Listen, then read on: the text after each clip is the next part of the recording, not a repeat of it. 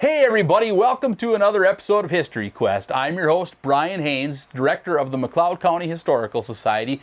Today we are with Carl Melekar, a second cousin of Les Kuba and a local artist from the area. Carl, how you doing today? Good. Welcome to Countryside Art Gallery. Yeah, this place is amazing. This is a lot of history in here. This is started on, well, the place is real old to begin with, but this was a 1914 granary. And as the years went along, in 2006, I started working on this for 2 years, sandblasting and cleaning this granary up to use it as a museum studio. I've been in the arts for 50 years, and I had to have a nice place to start displaying this artwork. And through the years, I've worked with over 40 different artists from around the country, all Minnesota and all around about. And so happens that Les was really quite the gentleman that I got to work with. So I've got quite a bit of memorabilia of Les's in the studio here. And he was a real gentleman to work with through the years.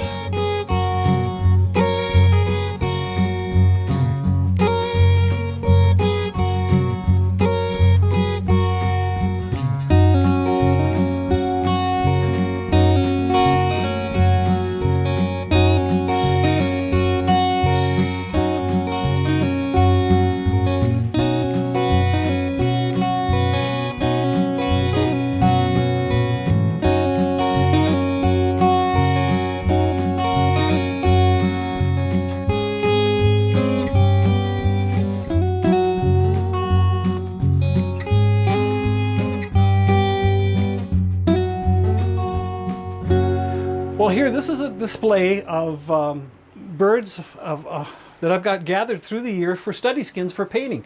And it started way back in the 70s. I went to Alaska just trying to find some of these incredible eiders like the Stellers and the long-tailed duck and some of the different eiders here. But in the early years, I was just starting to learn. So here was like a first-year Pacific eider.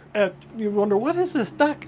Well, it's got to take 3 years before it turns out to be this incredible things that you're learning.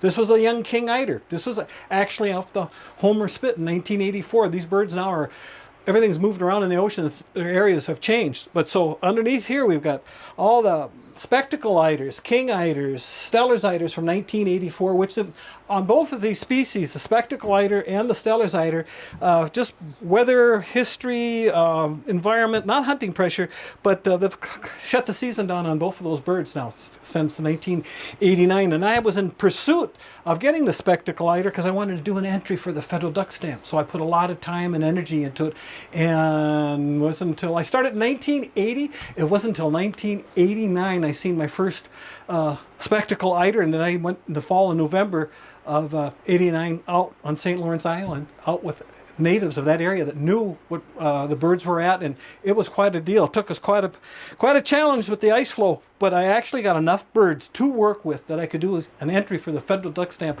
and I was a finalist in 1990-91 out of 695 entries. I was in the top 35, 11th place tie, and 5 other people behind me were already won the federal. And says, well, that's great, but I'm not going to make a total living painting ducks, so I started painting dogs. But I've done really well with a lot of different things. This was one of the really nice spectacle eiders. We had about 3 or 4, but this one was extremely gorgeous bird. Chris Wallace from northern Minnesota mounted that. And this is one of the gentlemen that's in our book. This David Steinbeck. Yeah, he took this in the wild. So here's your bird. Here's the ones took in the wild. But it took him 30 years.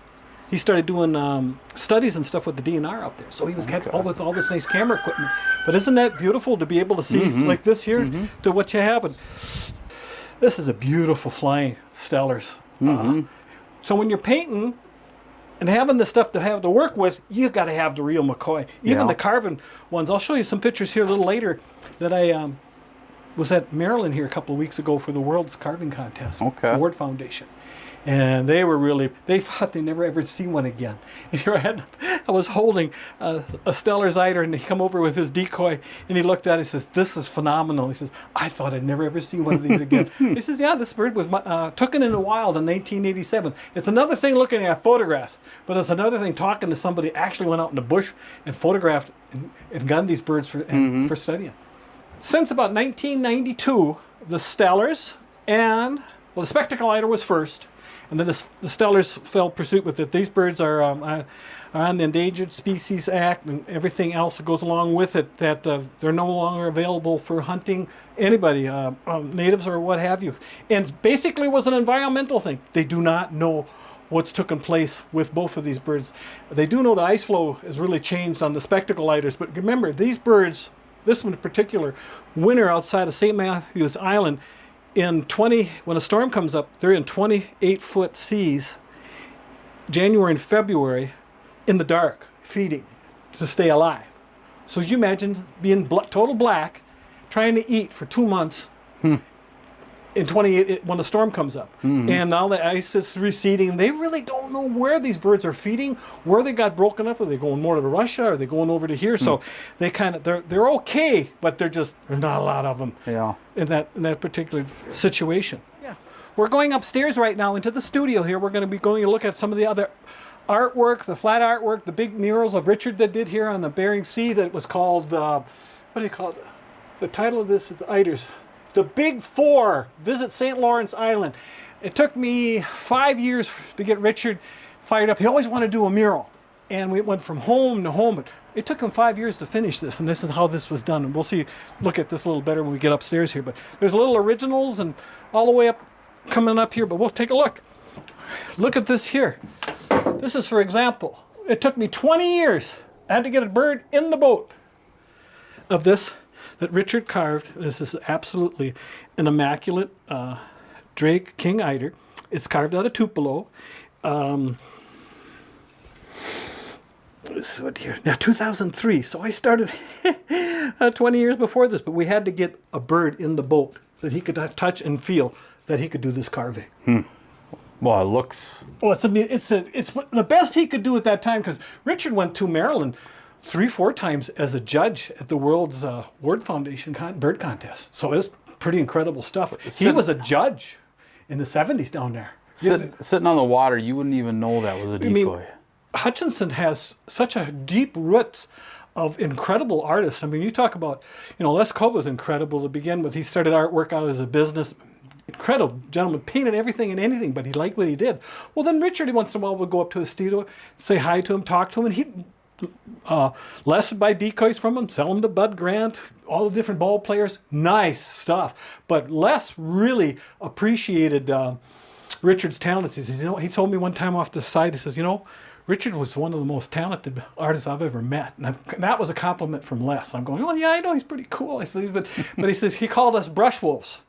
So he nicknamed Richard and I brush wolves. He said, these brush wolves, they paint and come up here once in a while and see the studio. So it was really, he was quite the dude, and worked around with him. So you got Richard is being taken care of there at Harmony. I'm here still moving and doing the artwork, and Les has got an incredible entree of beautiful artwork there at Hutch at the museum. I mean, the people of the Hutchinson area should be more than pleased with. They've got an icon that started wildlife artwork as a business nationwide, big time.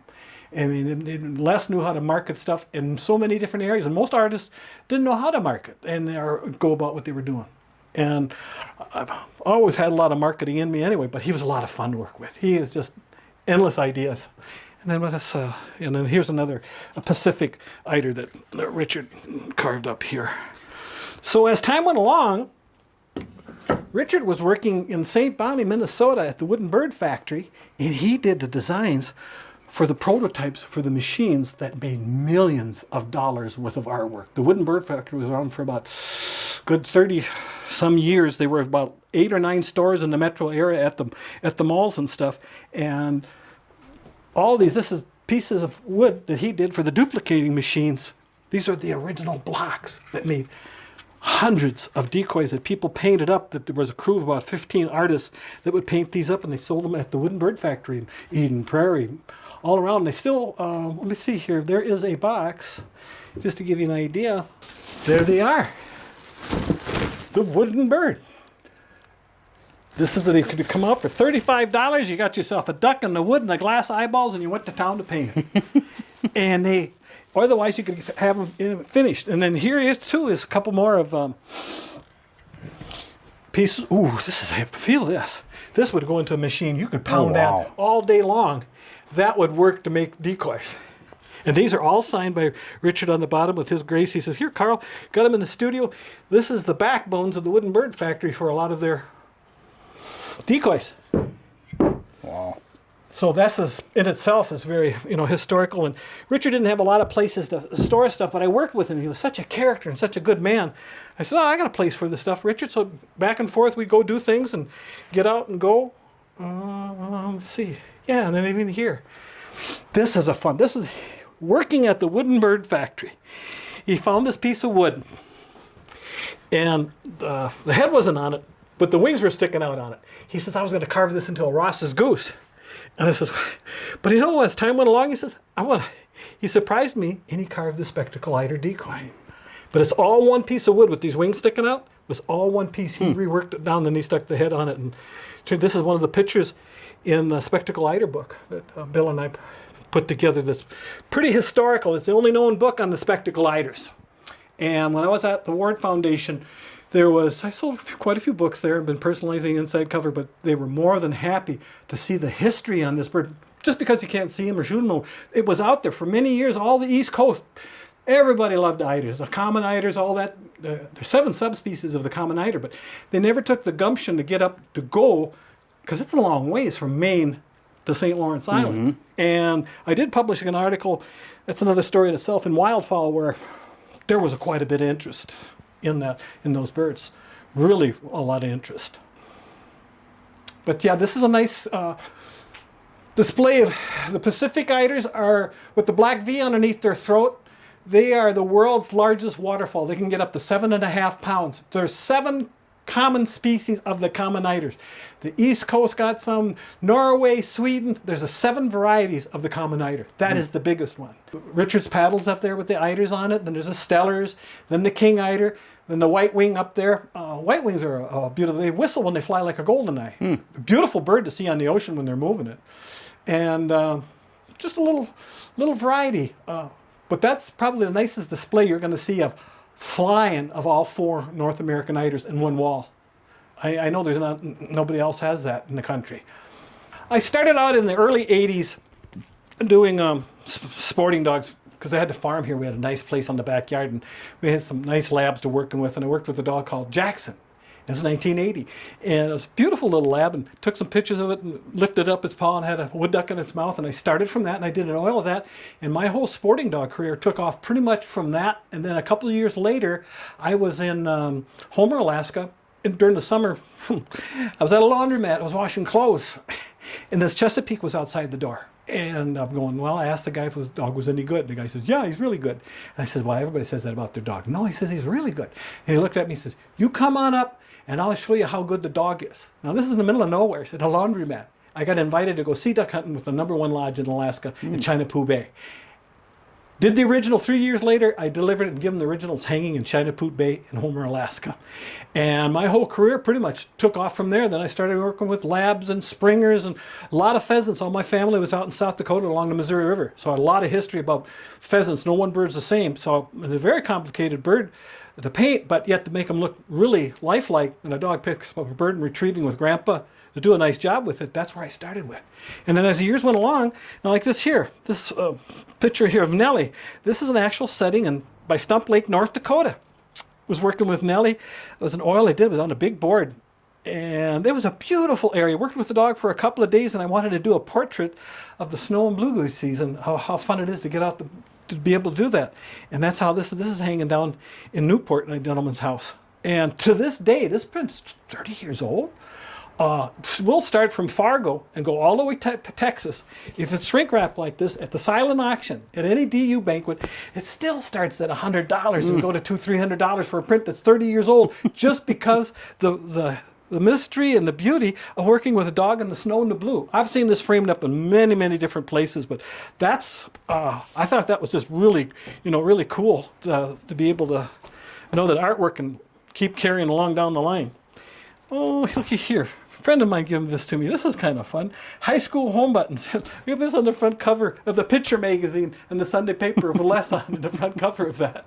That's Les Cuba? That's Les Cuba. Guy had this. Yeah, it is. This You don't recognize him without the... Guy had this and says, Carl, you put this out in your studio. You knew him well enough. And he says, yeah, this is great. So that's just pretty cool. This is my dad and Oriole and my mom, Adeline, and then Les. They were here. This is 1978. They were going down to Gibbing and stopped by to say hi. It was just a nice, family shot to work with, and it was really cool. And this was when the finalists of the Federal Duck Stamp, that was down in Red Wing. They had the display of 50 of the originals on the road. And there it is, next where there was my original place. That was really a nice honor to be able to work with. So when we pull in, it says Monarch Sanctuary. Mm-hmm. What's the Monarch Sanctuary? Monarch Sanctuary was a little planting here for the last 10, 15 years. Actually, the back is an old pasture that's 40 years old. It's never been sprayed or dug in anything. I left it go wild. So I've got wild mulberries and apple trees and that. And I cut a path through there. And now I've planted a half acre of wildflowers. And there's about 2 acres of milkweeds. So at any sunny day, you can see 4 or 5 monarchs flying around down there. And they've got a place to go. And I found one the other day just mowing lawn. I mean, they're a roundabout, but it's nice that you can go for a walk. Because, see, I've got 4 studios here on the farm for last week in September, where they have the Art Wander for Carver County.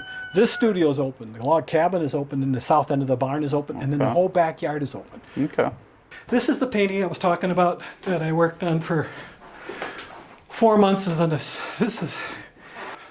seen the scenery in 1980. And it was a dog named Kaya, beautiful dog. And this is the tides would go up and down. Everything on the beach there, I've ate. From the king crab crawls, all the mussels, urchins, I've ate all the seafood. And this is king eiders and some stellars in the backdrop. This is an actual setting outside of Kodiak, what the beaches look like. And this is going to be used for the front cover of my second book on Alaska, on the whole interior, the islands, the birds, incredible stuff. This is an older log cabin. It's built in about 1896. It's carved upstairs in the rafters. I found out about that about 20 years ago, but I just turned this into, it was a workshop. And my dad had tools and corn picker parts in here for 30, 40 years. Well, here about 5 years ago, I cleaned it up inside. It's all original. And I turned it into a Western wildlife studio with my artwork and zipper pulls. Because at the fall of the year, we have the Art Wander, which that sign shows there. Friday, Saturday, and Sunday, all 3, 4 studios are open for people to come wander. So we're going to go on in. So welcome to the world of Carl's keychains here. Zipper pulls, backpacks, anything you want to put them on. It took 5 years to figure out the technology of this stuff is amazing. It's touched by human hands 7 times before it's finished. These have been, the first 5 years was over in Winstead at the Herald Journal, and we worked really hard at this. It was difficult. On the 5th year, we started getting into about 20 or 30 different kinds and going, well, what more could we do with these? Well, then we went into a whole world of art, of my artwork, where, how could you live in Minnesota without a Holstein on your jacket? So from Holsteins to songbirds to cardinals to flowers, I have 300 designs now, fish, walleyes. And this is a new little rack that I designed because I have a beautiful display at the Minnesota State Fair in the Merchandise Mart. I'm there all 12 days with Carl's keychains of all this variety. And I do a couple summer shows, but right now I'm redoing inventory and stuff, getting things ready for the fall for the Art Wander. I'll give you a little history about this building here in the arts. For 30 years, I showed at the Minnesota Renaissance Festival from 1982 to 2012 in the Minnesota State Fair. Getting my artwork out there and really enjoy what I'm doing. My main thing now is education, but still in the arts. It says up here 1896, that is carved upstairs in one of the rafters. This actually, there's probably 1 or 2, maybe more, relatives that actually were still alive from the Civil War worked on this building. They weren't that old, but very easily could have been some Civil War veterans working on this. And they stayed upstairs here and had stoves and everything in here when they were building the other buildings. This place was homesteaded around 1865 or so. So there was a lot of history here.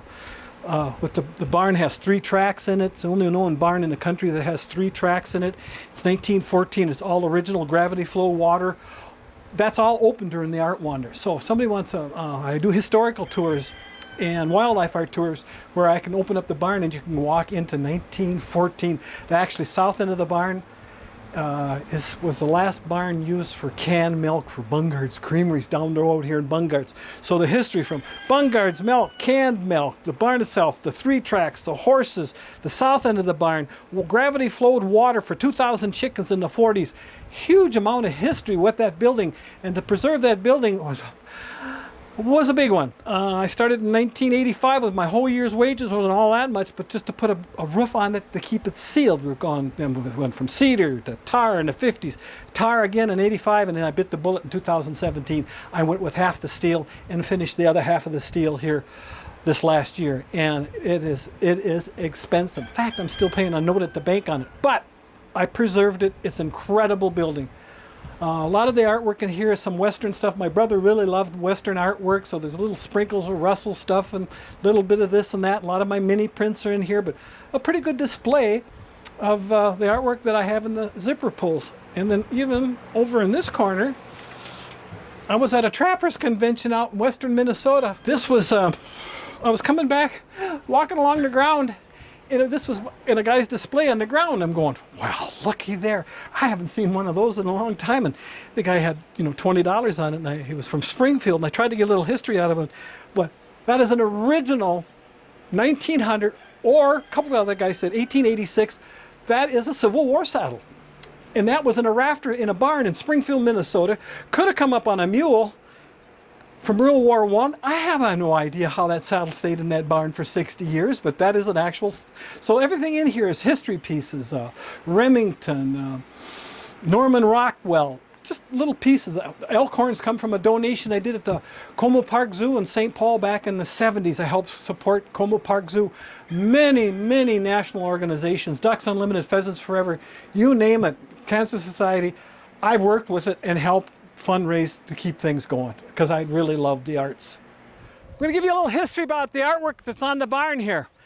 So it's a work of love. It's something that I've been wanting to do for 20, 30 years, but when the plague come along, I found the time to work on this artwork because it was a lot of time. It was 3 months to do the artwork. So inside the barn, I had the plywood and a projector, drew it out, cut it out, took it up to the old house and painted it. So each one of these, I've got 30 to 40 hours in each one of these. And then the orca whale, I've been to Alaska 25 times. I have a real love for Alaska. Plus, I'm a private guide for Alaska. If you want to go to Alaska and go have a good time, I can cut a lot of corners for you really quick in that aspect of it. And then when COVID come along, I started, I'm going to save some money. So I didn't get a haircut or shave and save my money up to buy a ticket to go to Alaska. At $40 a trim, don't take long to get $500. Kids opened the doors for me, so life is pretty good. But yeah, this was a work of love. There's another studio inside here, and the upstairs is, we're thinking about putting together a huge gallery to open it to other artists for doing shows. Well, that concludes our tour of Carl's Gallery and Museum. This place is amazing, whether you're just a wildlife enthusiast or if you're a longtime hunter or just getting into the sport, anything like that. I mean, this place is definitely worth the stop. There's just history at every corner. It's amazing. It's histories where I never really was much into history, but every building has a historical amount of, 1900, this is 1914. Bricks come from Chaska in 1899. They took lumber down, brought the bricks up. 4 German carpenters, 2 years to build that house with a steam tractor and laid all those bricks. Unreal. On that note, be sure to check us out again next month for another episode of History Quest. Thanks, Carl.